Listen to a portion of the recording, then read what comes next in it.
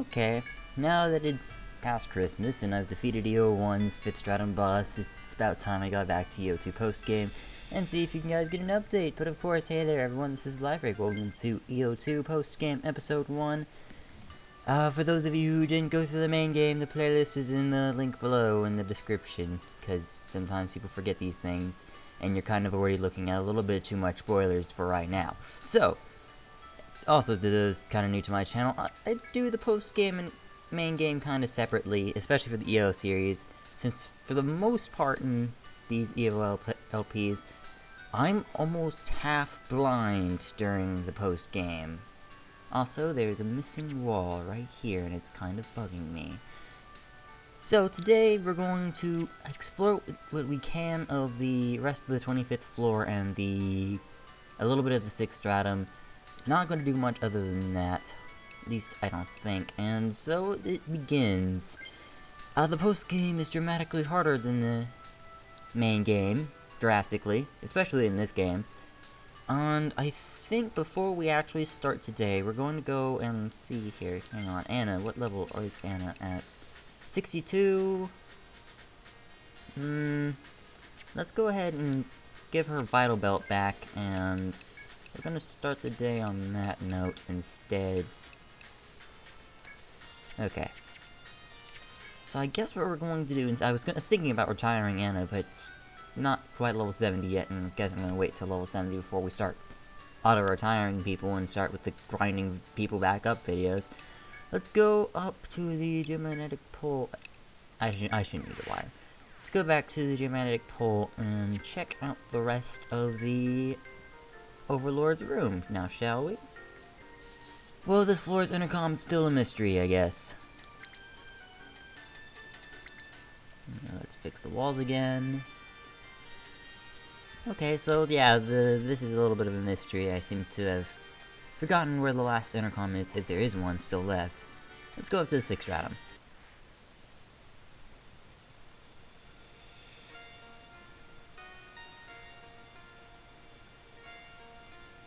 I've done a little bit of the 6th stratum before I came to do this LP, which is why I said kind of half blind. But after we explored the little we can at the moment of the 6th stratum, there's not much left to go afterwards. That and the enemies here, this is post-game, the enemies here are kind of immune to status effects. So, Torpor and Evil Eye, your good friends up till now, are going to be slightly useless. Also, I'm going to be right back just a second.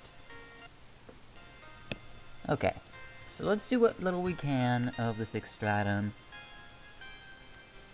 Yeah, we can't really do that much. So let's go ahead and save the game.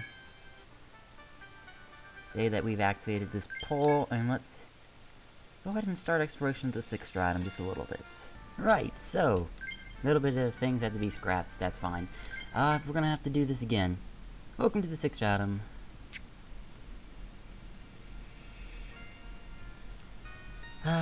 Let's get started on this, shall we? I guess you just heard that, because I had to do a little bit of editing and figure out exactly how far I got before everything went borked, and then we had to do that, and then I had to do that again. Thankfully, I did not save again later that previous recording, otherwise we might have been screwed out of some footage. So, I've already done a little bit, didn't really get that far before I realized that the system was borked, so I had to fix some things. And let's go move up here, and I've discovered this tile over here, and went north a little bit, and then that's when I figured out things went wrong. So let's, during the previous time when I stepped on this thing blindly thinking it was a damaged tile, it turns out it has something to say about warping or something. You cautious, yes. When nothing seems to happen, you leave the area. I'm thinking that's a warp. Doesn't seem to be acting as a damage tile, so that theory is out the window. And I guess we'll figure out what that does later. No real way to tell what it does now until we get access to it later, I suppose. This hallway leads back to the entrance, I do think. So it does this. And I do remember that you can't get very far in this stratum until you've... I think it's not until you've beaten the dragons? I forget. Actually, I don't know. That's kind of the mystery of doing the post-game kind of blind. Okay, so we have some indentations in the walls, kind of zigzaggy. So that does this, and so on and so forth, and this does this, and so on and so forth. So knowing that this pattern continues, it's just... No? Am I mapping this wrong? Oh no, it's really hard to see the indentation of the room because of the way the floor is laid out. Oh, that's not very convenient.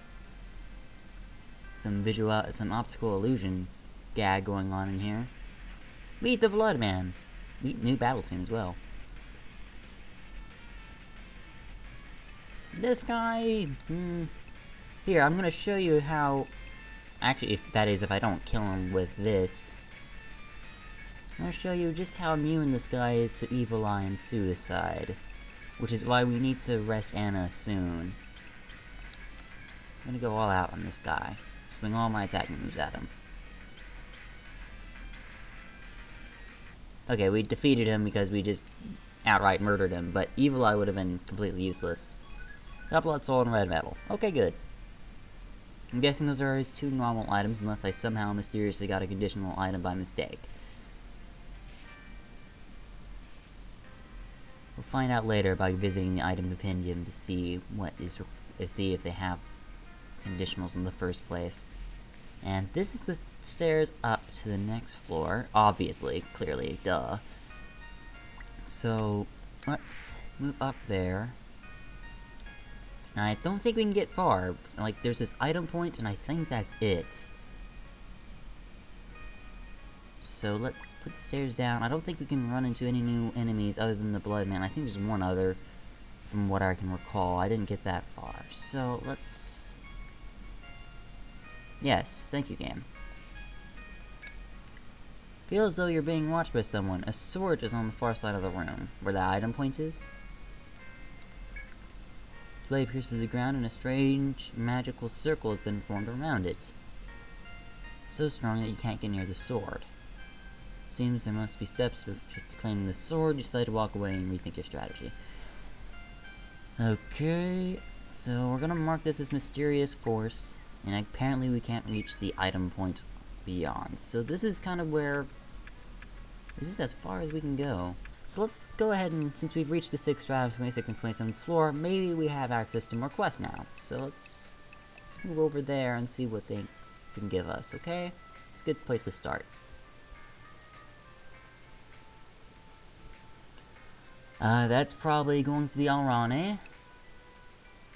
Oh, that's probably not. This is probably is one, though.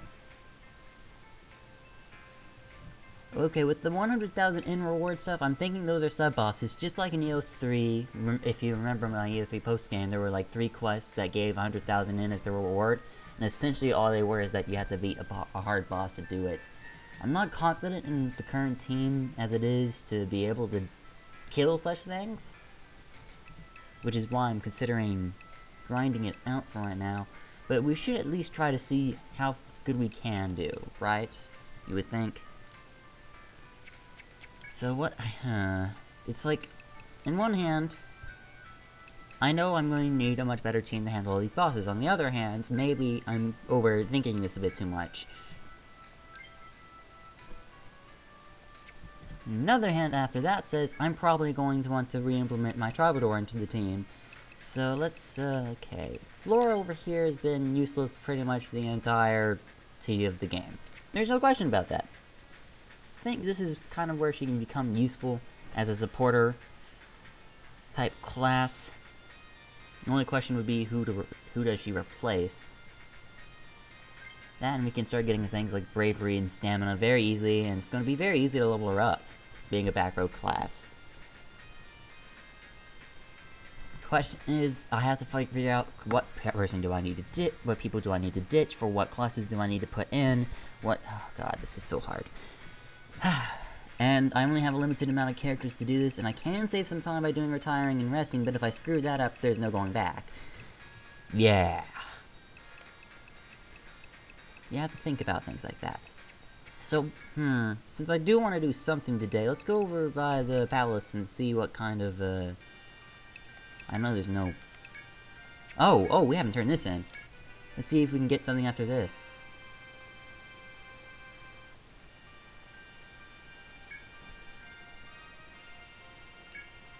Yes, of course.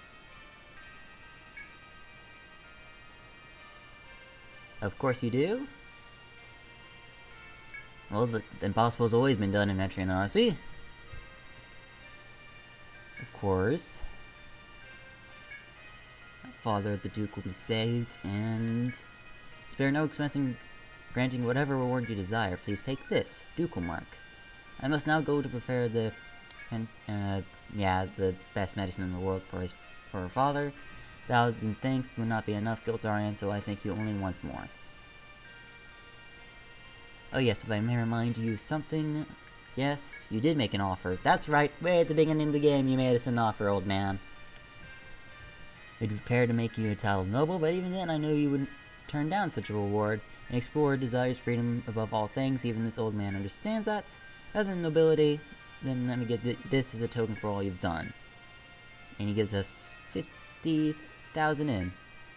That's decent. Let's go over to the equip screen, see what this accessory he no doubt just gave us does. It's 100 HP. I wonder who's going to use this! Awesome. Okay. Now that that's done, I don't want to do this. There's no new task. Okay, so we're... Oh, okay, one more thing.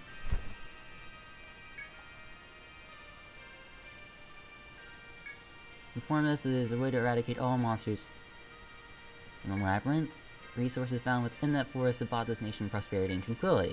If we could venture to the labyrinth without putting our lives at risk, well, of course, the Winged One's claim has not been verified. Well, if all the monsters are eradicated, how are you going to get the drops of all the monsters? Think a little bit about this. I briefly considered having the guard corps investigate, but, well, no one's more skilled than us. Of course. Now express how much I appreciate you all for doing this. There's the Winged One claims, and then there's another stratum in the fourth atop the castle. He seems to be referring to the floating islands that hover around nearby. Find a way into these islands and retrieve a certain sword. Alas, not even the Winged One knew what the sword looks like.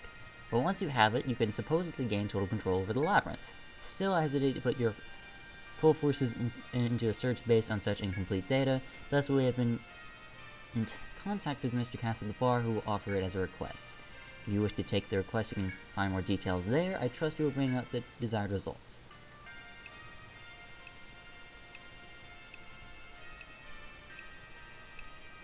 Oh, I haven't gotten the event. I didn't know the Venom-Bug had a conditional.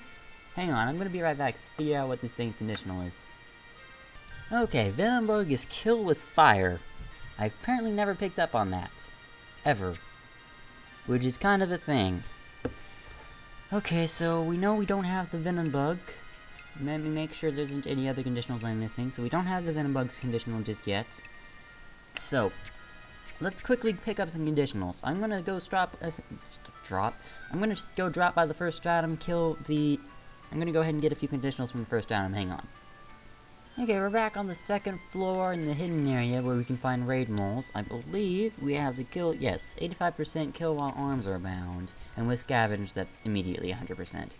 So, okay, so we gotta arm bind this guy, and then we gotta annihilate him. Okay, we've sealed one raid mole's arms, so we need to focus on killing him instantly. He might not be in climax range, so we're gonna have to kill him the good old-fashioned way by having everybody slam into him with no due course for any respect whatsoever. I can get a dampen on the other guy and start arm-shotting the other guy. Okay, Raid Mole, who's had his arms bound, has now been killed.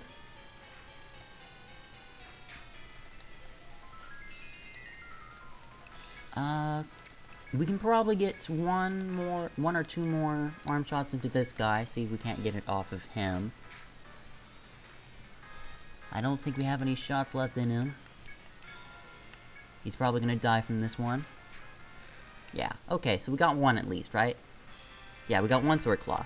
I don't know how many of these things we need, but we got one. So I'm going to go back to Stalker territory and kill one of them in one turn. The game has gracefully reminded me that I have too much shit in my inventory and that I really need to clean it out. So yeah, thank you, game. Okay, here's our target, a Stalker. And at this point of the game, it's kind of easy to kill him in one turn. I believe we can do it simply by attacking with everything we have. Like so, with the frailty on top, and a ricochet. Wow, okay, never mind, Eric can kill him by himself. Okay, good. I'm gonna go ahead and grab some more harvesters for the sake of money making. I'm gonna see you guys in a little bit. Buckwing, oh yay, all this first stratum enemy stuff. Red metal. Nothing. Blood soul. Nothing. Sights. A new katana that was probably usable a long time ago but isn't usable anymore. These two harvesters. Nothing. Sword claw. Nothing. Fate beads we no longer need. Also nothing. And curse ring I'm pretty sure I'm never going to use. Also probably nothing, but let's sell this circlet instead. There we go. See you guys later. Bye.